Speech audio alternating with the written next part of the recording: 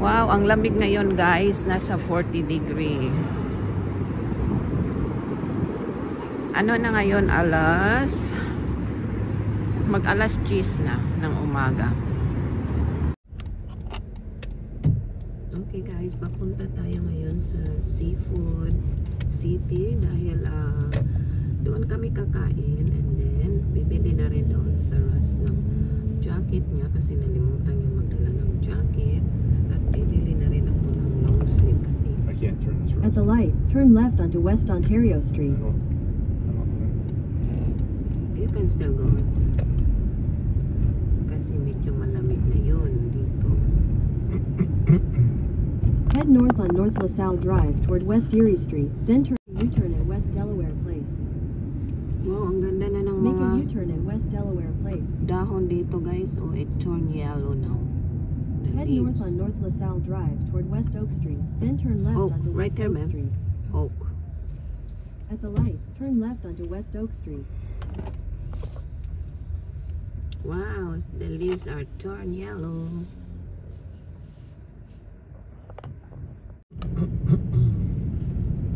Dito yung daanan namin guys, papunta ng Seafood City. Hindi siya maganda na tanawin, pero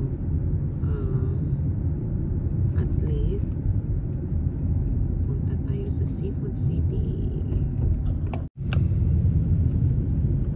It's already 10 guys, papunta tayo ng seafood market. Parang nasa back road yung daanan namin. Actually, ano lang, sabi dito sa navigation, mga 14 minutes lang daw. So, we'll see. Medyo mahirap dito dumaan kasi it's kind of a tight road, kind of narrow. Dahil maraming nakatira dito sa mga apartments, so they park their car next by the road, you know. Oh, but we have to stop. How's the stop sign? That's Yeah. So, okay guys, mag-exit tayo sa 90 West kasi doon tayo pupunta. So, mga 12 minutes from here now. Turn right onto the I-90 West. Okay, I-94 West ramp. Magto-turn right na tayo sa 90 West guys. There's a ramp there. This is like Missouri. There's a lot of pothole. Yeah. In this area, right? There's a lot of pothole. So 90 West. 90 West. Not yet. Yeah. One more. Turn And right then onto turn the right. I-90 West ramp. At least it's not crazy traffic here in this area yet. We'll see if we go in the highway. It's a Sunday. Oh yeah, we forgot it's Sunday. Sunday is not very traffic because not many people working there. Mostly are just people that go out.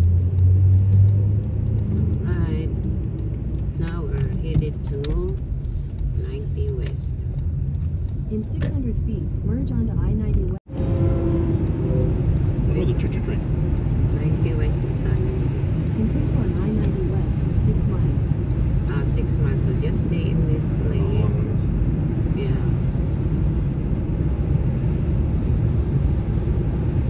That's a nice color. I was going to say that. It's kind of like a little bit of gold, a little bit of yellow. Like mix, right? I think that's the new color It's too. different. Yep, I think so. Yep. New color are more expensive, like you know the new color design.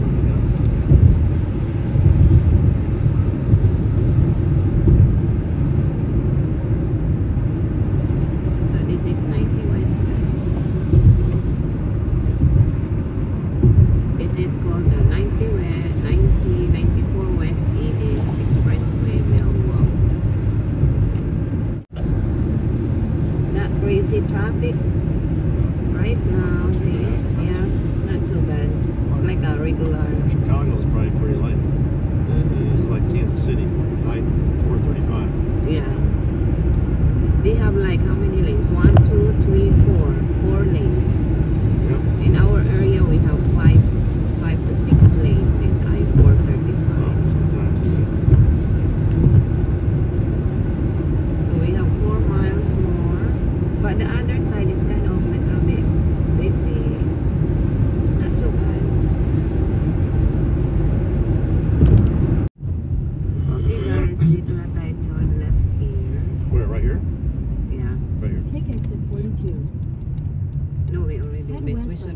Webster Avenue toward North Cicero Avenue, then turn left onto North Cicero Avenue. You can turn around.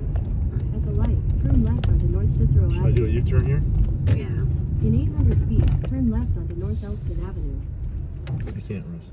No, don't go there, Smell. I thought you go around that building. Dito na kami ngayon, guys, sa Rush, and then sa unahan nandoon na yung Jollibee o saka yung Valeros at saka yung Seafood City. Dito muna kami, tingin muna kami ng mabibili dito niya na nag-check-in. Ayan na, guys, oh, makikita na natin, nandito na tayo sa Seafood City, and then Jollibee, Red Ribbon, and Valerios Bake Shop. Dito na tayo sa loob ng Seafood City, guys. Ha? Yeah. Ito yung Jollibee. Punta muna tayo sa CR. Ayan yung Seafood City. Okay, kakain na tayo dito, guys, sa Seafood City. Yan, maraming pagpipilian dito. Parang tulad din yung mga food nila dito sa Las Vegas. So, kakain muna tayo, guys. Ayan, guys, oh, grilled pork tsaka kebab. Yan. Dito na kami magba-brunch. This is our brunch, right? Our brunch and dinner. Yeah. Sarap ng mga food nila, guys. May dinuguan. Pinakbet na lang. Tapos mga grilled na fish. I'll just take one of each of these girls. Or you like chicken? Yeah, you want that pork? That's a good idea. I like that chicken. Yeah, this one looks good. Is that a meal or just get it by itself? With rice. Huh? Do you get two sides? I don't know if you can get two sides. You can ask them. And then meron din silang dessert doon. Yan, merong kasamang sides isa. Tapos dito naman yung mga dessert nila, suman. Ito pala yung in-order namin dito, guys, sa Grill City, sa kanya inasal. Chicken inasal. We call that inasal, Ben. And then, may kasama siyang isang side. So, pinili niya itong lechon paksiw. Tapos yung rice pala, guys, mayroong kasamang dalawang scoop na rice lang. And then, ang in-order ko naman, bopis saka dinuguan. Humingi na rin ako ng soup. Ayan. Okay, kain na tayo, guys. Okay, tingin-tingin tayo dito, guys, kung meron tayong mabibiling mga grocery bago tayo bumalik sa Kansas. Ay, meron silang guys, oh. Yung latundan na saging.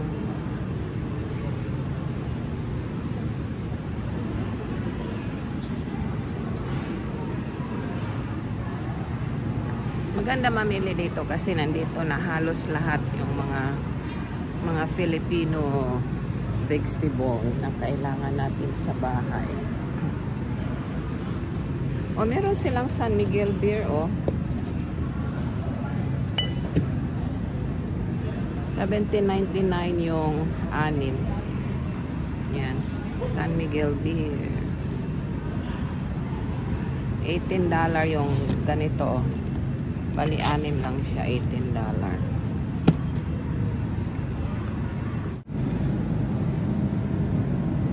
Oh, Skyflex. I think kailangan natin ng Skyflex, $7.99. Dito yung mga rice nila, mga kawali. Ayan, ang laki ng kawali, oh. Pineapple juice. Ito yung mga boxes. Ata pag halimbawa magpadala ka ng mga box sa Pilipinas, dito pwede kang bibili dito. Yan, mga gamit na talagang sa atin na style. Yan. naalala ko to, ganito ang mga lagayan ng sabon.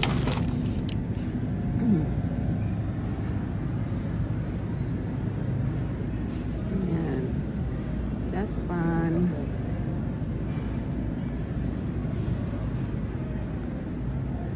Ang barbecue stick. Siyempre mahal na dito kasi dollar na yung price.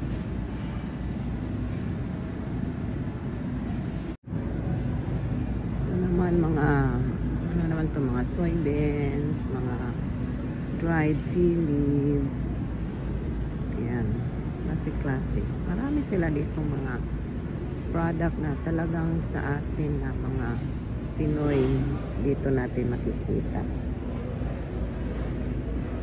Ayan. Marami ng mga product na parang bago sa akin. Ang daming ano guys, OB na ice cream. Ayan o. Siguro mabenta to kasi halos yan yung naka-display dito, OB. Ayan o, hanggang sa taas. Popular siguro to, OB Purple Yum Ice Cream. Ano siya, tag $8.99. Not so bad. Masarap kaya yan.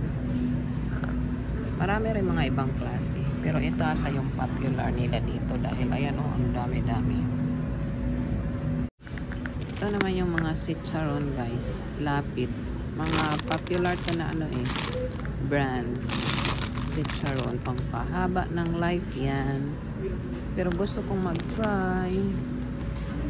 Ano kayong masarap na klase dito? Ayoko kasi yung maasim. May na-try ako maasim. Dito naman yung mga frozen food nila guys. Mga longganisa, pork longganisa, hotdog. Ayan. Dito lahat. Ayan. Klase dito. Chorizo, burger, may tapa, tocino, chicken tocino, longganisa, sweet pork longganisa. Dito na lahat. Then dito naman yung mga pork, tapos yung mga fish, mga isda nila guys. Ayan. Pero iba pa rin yung sa atin. Diba tulad nito, hindi na siya fresh. So yan lang guys. Kunti lang binili natin, baka maubos budget natin. Tapos may alimango din sila. Punta na tayo sa Valerius. Dito tayo ngayon guys sa Valerius naman. Mga dessert dito, mga bread.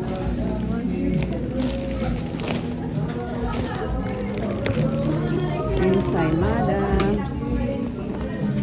Oh, ang daming bread nila dito guys. Busy sila dito ngayon. Puto bongbong yung hinahanap ko dito kasi masarap yung puto bongbong.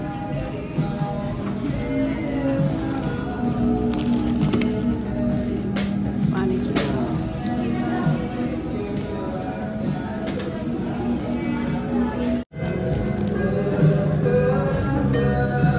Embutido. Meron silang embutido. Merong bibingka. Ensaymada na salted. Meron din suman.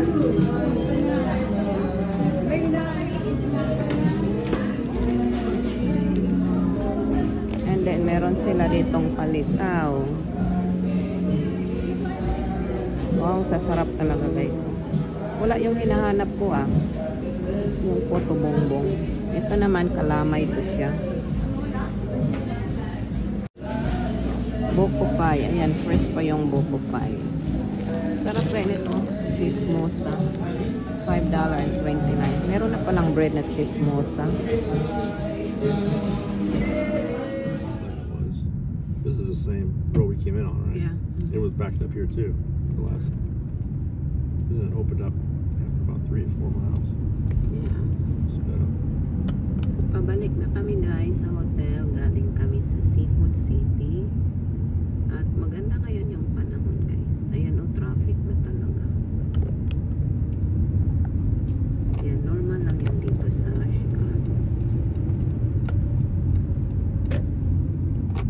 Ayan, dito dahan-dahan ka lang talaga sa pag-drive guys.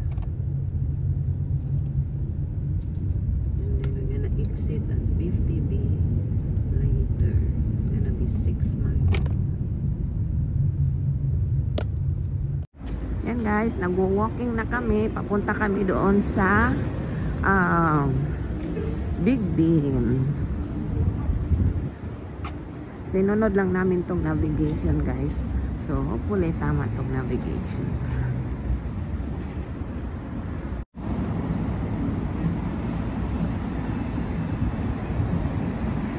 Yan, lakad-lakad lang kami guys. Naligaw kami. This is called River North? I guess so. Huh. River North. Wow, I like the art. It's cool. Yeah.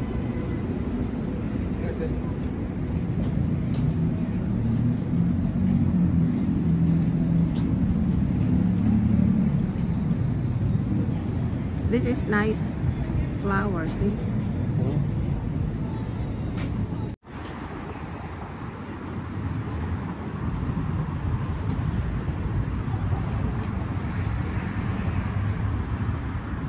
I think I remembered it. I think I remember this one. This is where the river there. We're gonna pass the river. The bridge. Okay guys. Ito na yung river.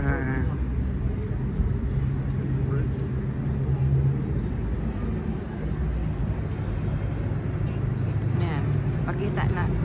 Pakita ko sa inyo guys. Dito yung mga nag-jet ski. Mag-rent ka ng jet ski. Saka sasakay ka ng boat.